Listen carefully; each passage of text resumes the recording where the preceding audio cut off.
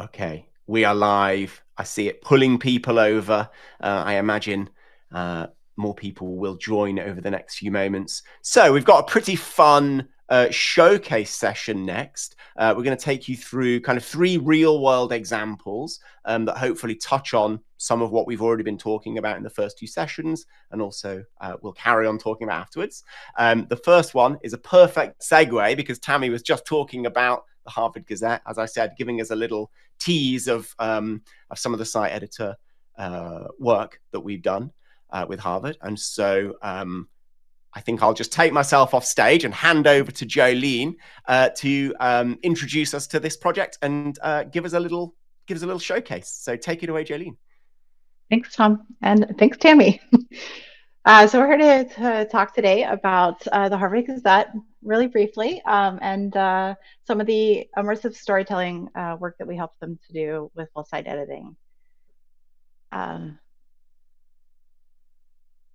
and so one of the first things that we thought about when we started approaching this project is how to design a more intuitive editor experience, because we felt that their content creators really had a lot of stories to tell. They have lots of different types of stories ranging from local events, medical research, campus updates, information, obituaries, all sorts of different types of content that they're working with, and they want to be able to tell these stories in new and exciting ways. And so, we kind of broke that down to think about, like, how can we reduce the barriers for the content creators so that they can really get in there and tell their stories and have that interactive experience so that they can unlock that power of storytelling, to bring more interesting articles to the users.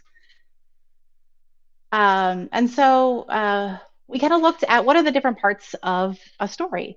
And so, your stories, they start out with kind of an introduction. So you've got your featured image, you've got your title, maybe subheading, author information, things like that. And the content creators wanted to be able to just jump right in and start adding their featured images and their titles and all of these different pieces, and think about what is the tone that they're trying to set and how can they lay this out, and not have a barrier, to getting going on that. And so, rather than kind of the traditional route of using post templates to switch between different layouts, we wanted to keep them within the post editing experience while they're doing that. And so that's where we've built this custom header block to handle all this different content. It's got 6 different block styles, so they can easily just get started and then switch between them, set their colors, decide which side they want their image to be on. And as they're making these changes, it's all right there in that visual editing experience. It automatically updates the not just the layout, but also the code structure of the content to make sure that they're meeting their accessibility guidelines. They have all of the things in the correct source order. And then it also updates the content layout below based on the header style so that their body copy is always lined up with their titles. And so it's just kind of reducing the steps that they need to take in order to be able to build these stories. And so moving on into the next part of storytelling is creating those immersive user experiences. How do we keep our users engaged? How do we tell these stories that make people want to keep reading, stay on the page, go on to the next story? And so they had all these really great ideas about how they wanted to use scrolly telling. We've built them some custom blocks that do have some of those parallax effects and sticky content, so that we can really immerse the readers in the section of the story that they're in at that moment. But then we also have this supporting content area where we can pull out interesting bits like your block quotes or images, headlines, things like that, that kind of keep them scrolling down the page, that pull out interesting pieces of content that make it feel like they want to keep reading. And then towards the end, you're thinking about, well, how do we move them on? How do we keep them on the site? What's next? How do we let them continue their reading journey? And so we've got kind of strategic placement of related content. And then we thought about, okay, so how do we do this, in full site editing? Where should we be changing different parts of that experience. So just a little quick intro to to the site editor here. We have a regular post editor where we have all of our post content, our header, all of that thing, all of those things are being changed there. But then you also have the site editor where you can control your templates. So say you have a whole series of posts on, Harvard's findings or, book recommendations or articles on COVID, things like that. You might want for the entire series to have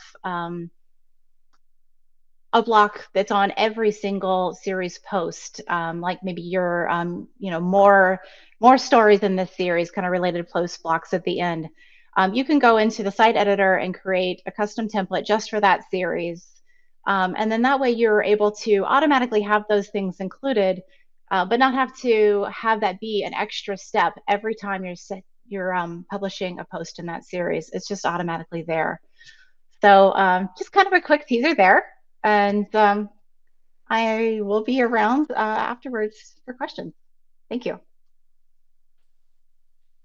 I unmuted myself and then managed to press the wrong button. Sorry about that, Sam. Thanks so much, Jolene. So I actually, to everyone watching, the plan here is we've got 3 of these showcases. And so we're going to run through those in quick clip, and then we'll have questions at the end. So we'll bring everyone on stage at the end, and we'll have a little bit of time for questions. And so, Jolene, I'm going to press this button to drop you to the wing, and I'll press mute. There we go. So for our second showcase, Human Maids, if you don't know, is global, and so we've got people all over the world. And so for this second showcase, we're going to go to the other side of the globe. Now, as you can imagine, it's actually the middle of the night there, and so instead of asking Stu to stay up until 2:30 in the morning to do a showcase, he recorded us one. And so I am going to click some buttons now and attempt to get that on stage. So let me do that right now. I think I could click this. So you'll tell me if that comes up. Let me know in chat if you see that slide deck. That would be a useful little hint for me. Excellent. Someone on the team's telling me that's good. So I should be able to go over there now. And we should have a video ready to play. So I'm going to click that. Here at Human Made, let's take a look at how Recipe Tin Eats, do we have sound the now? #1 recipe website in Australia, utilizes personalization content for their users on their website. For personalized content, we utilize a plugin called Altus Accelerate, in particular the personalized blocks feature. And what this allows us to do is it allows us to go and create audience lists based on their country. That's how we use it on Recipe Tin Eats at the moment. And we group those into 2 groups. So Group A is Australia and New Zealand, and Group B is United States, Canada, and the UK. And then there is a fallback as well for the rest of the world if we choose to have one, and they'll be served different content as well. So you have your audience set up, but how do you personalize the content? So a recipe website is a perfect example of how to personalize the content. And Christmas is an example that worked really well. So leading up to Christmas, we built a new block that was nearly a full width image of this beautiful table layout that they did. They did a professional shoot for this. And each audience that they targeted, they had different food for there. So here in Australia and in New Zealand, we're in the Southern Hemisphere, so it's summer. Our Christmas is summer. So we want cooler foods like salads, cold meat, and seafood. And then they did another shoot where it was the hotter foods for United States, Canada, and the UK. And I'll show you that in a second when I switch between the 2 audiences. And then we have a block right below it that has recipes that are reflectant on those seasons. So we've got prawn dipping sauces here. We've got a salmon salad. They're those cooler recipes that I was talking about. And then if we scroll back up and I go to audience preview to switch it over to the other audience, we can see that table setup is actually more hotter food. I believe that's a turkey. I could be wrong. Could be chicken, but it's hotter food. So it's a roast, and we have all these other things that are hotter. And then in our block below, we have recipes that reflect that as well. And so this is why personalized content works really well for a recipe website. So this is what it looks like in the back end. This is our homepage is built in the block editor. So if I click on a synced pattern and I look at the original, there's two variants here. We're served one and then we switch over to the other to edit how we want. It's just a normal block. Any blocks work. There's not too much mucking around that you need to do. And when you click on personalize, it will show this screen here, which you can basically do to make informed decisions on how your content's working as well. So it gives you block view, it gives you conversion rate and goal, coverage, and if there's any improvement with that as well.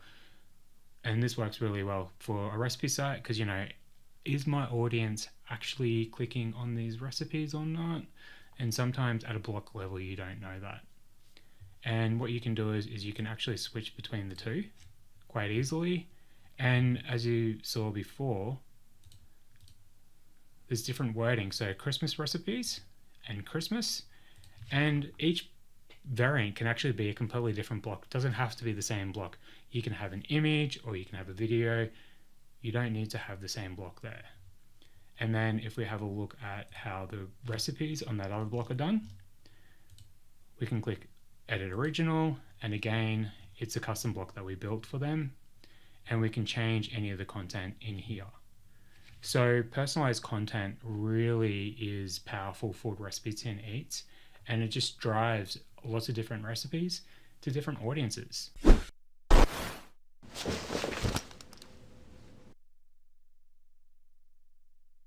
Whoa, I didn't know that little slick thing was going to play at the end there. That was cool. Okay, thank you, Stu. Even though you're sleeping, we'll pass on the well dones that are coming in from chat when you wake. Okay, I'm going to figure out how to take this now off screen. Don't need to play it again. That's gone. And I'm going to bring Sam on stage. Hello, Sam. Thanks so much for joining us on stage, and I'll hand straight over to you to take us through this final showcase, and then we will have time for questions at the end. Remember, everyone, so if you do have questions, drop those in the QA feature.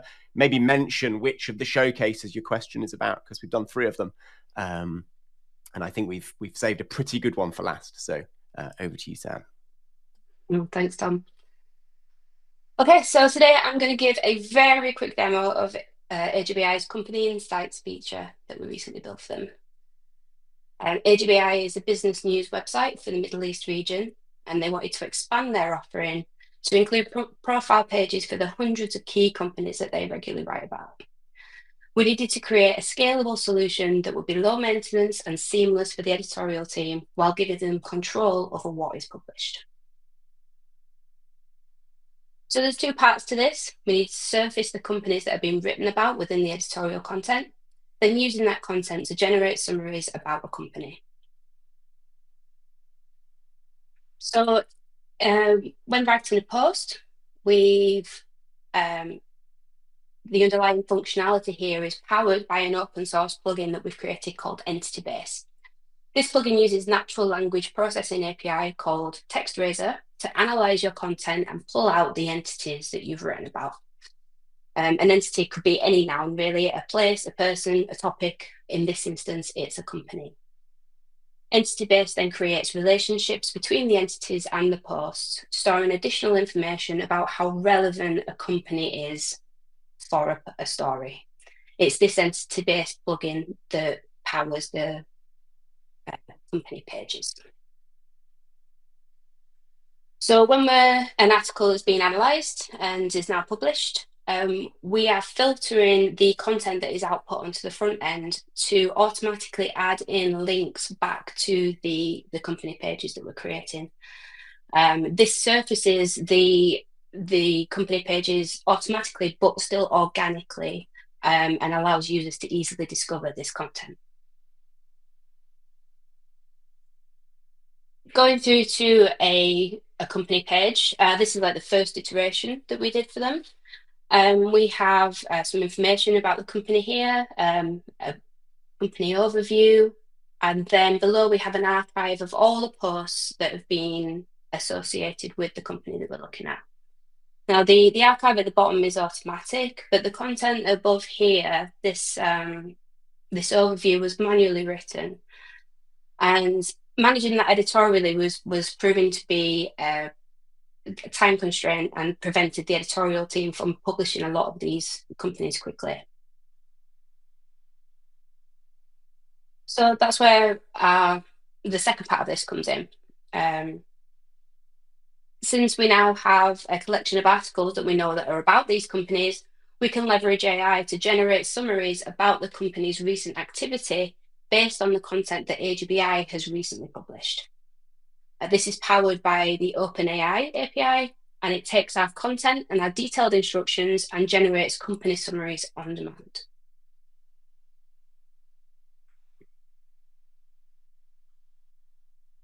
So AGBI prides itself on high quality journalism, and we wanted our generated content to reflect this.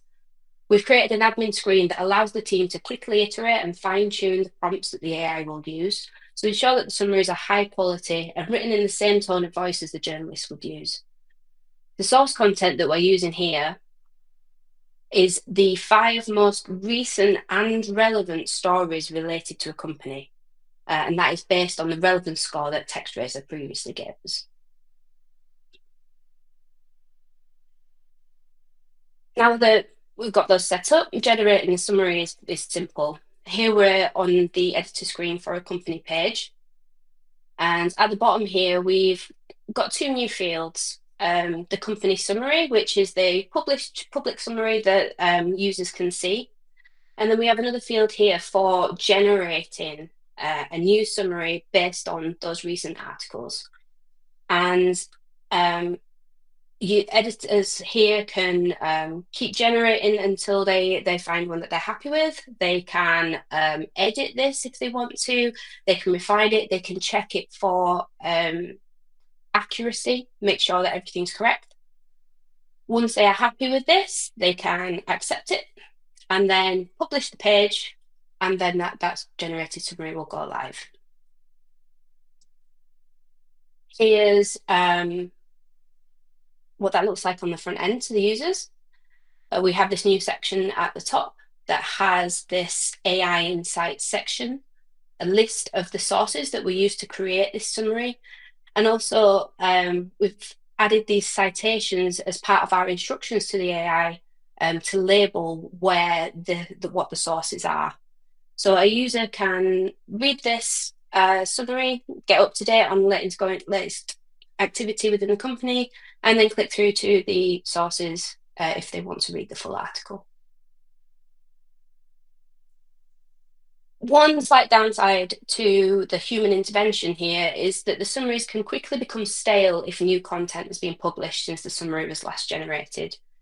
So here we've added a new sortable column into the post admin list that helps surface any stale summaries by showing when the summary was last generated and how many posts have been posted about that company since it was last generated. This lets the editorial team know at a glance what needs their attention and helps keep the content fresh. So that was a very, very quick demo of the company insights feature we've done for AGBI. For more detail, there is a case study available on the website.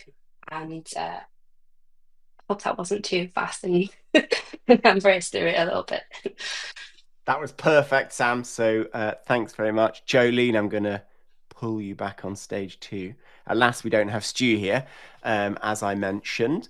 Thank you both. Really great to see some real world examples of the stuff we've been talking about, right? Site editing, personalization, AI. These are the big trends at the moment. And it's been really satisfying, even with the AI stuff, for us to go from a period, maybe 6 months plus ago, where mostly customers were looking around trying to figure out what was possible. It was more experimental. Now there's real stuff that's shipping and bringing value. So I think that's Very cool. We've got a couple of questions, so let me dive into those. I think the first one is about the Gazette, Jolene. It says, how did you get the sticky scrolling to work?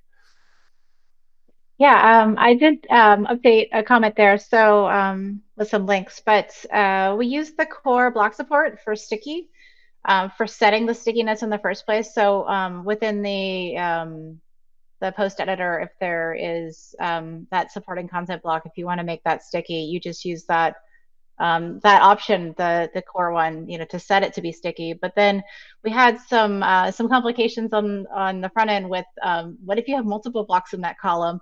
What if you have a full width block further down the post that takes up the whole width of the post area? You need that to stop being sticky at some point. And so we use the GSAP library scroll trigger to detect when other blocks were going to need that space, and to set it to be unsticky at that point, just to make sure we didn't end up with overlaps. Makes sense. Well, thanks very much for explaining that. And yeah, like you say, I see you've also commented with some follow-up, so that's very cool. And then a question on the AI side, Sam, is does that reliance on AI defeat the AI searching for unique content? I don't know whether you know exactly what that question is getting at, but does that introduce issues around unique content if we're using AI in that way? I'm not quite sure I understand the question, I'm afraid. No. Yeah, I think we're struggling to understand the question there, Sheila. So maybe you could expand on that in chat, and we'll do our best to answer it more directly. Okay. Let's just have a little look in chat. We've got a little bit more time for questions if anyone has them. If not, we can wrap up here and head over to our next session. I think up next we've got a panel discussion on the state of enterprise WordPress. So I'm excited to get to that. And then we'll be closing out with what we're calling the closing keynote with Mary Hubbard. So I'm really excited to hear from Mary. But Jolene, Sam, thanks so much for your time and for the super cool work that you and the team have done. And we will see you over in the other room in a moment, audience.